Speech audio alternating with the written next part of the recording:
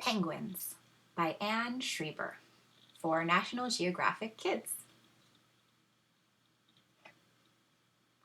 Table of contents. What are they? Where are they? Not just any bird. What's for dinner? Life on land. A chick is born. The longest march. Penguin parade. Penguin play. Picture glossary. And there's the page numbers for each of the different sections. What are they? What birds cannot fly? What birds spend most of their lives in the ocean, but are not fish? What birds live in the coldest part of the world all year long? They swim, they march, they slide through the snow. They are penguins. And we have the little label, emperor penguins. So the penguins in this picture are emperor penguins. Where are they? Let's check out this map.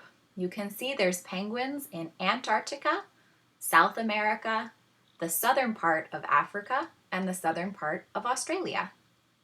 And there's two bird words, equator, an imaginary line halfway between the North and South poles. Coast, where land meets water. So for example, these penguins on the side of South America are on the coast where the land meets the water. All penguins live between the equator and the South Pole. So between the equator in the middle here and between the South Pole at the bottom of our globe. Some live where it's very cold. Some live in warmer places, like the coasts of Africa or Australia. Penguins live on islands, on coasts, and even on icebergs in the sea. They just need to be near water because they spend most of their lives in the water. Not just any bird. And again, this is an emperor penguin. Let's look at the different details in cutouts. Stiff flippers act like boat paddles to push and steer. Big eyes to see underwater. Layers of soft feathers trap heat. Stiff, oily feathers on top keep out water. And big webbed feet for better steering. And our bird word, webbed, connected by skin. All right, one more time. The heading is not just any bird. Penguins are perfect for their lives at sea. They have a sleek shape for speed. A layer of blubber keeps them warm. Their black backs make them hard to see from above. Their light bellies make them hard to see from below. But it's their strong, solid flippers that help them escape predators and get where they want to go. Penguins can swim about 15 miles an hour. When they want to go faster, they leap out of the water as they swim. It's called porpoising because it's what porpoises do. And these are gentoo penguins. And a predator, I think you know, is an animal that eats other animals. What's for dinner? And this penguin is a Humboldt penguin, according to the label. And our bird word for this page is barb, something sharp and pointy, like a hook. Checking out that picture for some barbs. Life in the ocean is fish-alicious. Penguins eat a lot of fish. They have a hooked bill or beak to help them grab their dinner. Barbs on their tongue and in their throats help them to hold on to slippery food. Would you like a drink of salty water to go with that fish? Penguins are able to clean the salt out of the ocean water. They get fresh water to drink, and the salt dribbles back into the ocean. And another bird word, marine mammals. They have fur and give birth to live young. Unlike other mammals, they spend most of their time in the ocean. And you can see seals are examples of marine mammals. And in our main picture, we have gentoo penguins and a skua. While penguins are slurping down their dinners, they have to be careful not to end up as dinner themselves. Penguins are the favorite food of marine mammals such as leopard seals and killer whales. Penguins are also in danger on land.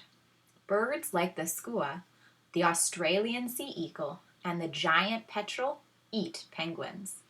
Even cats, snakes, foxes, and rats eat penguins when they can. Life on land. And these are king penguins. And our bird word is colony, a group of animals who live together. And in our second picture, we have a king penguin huddle.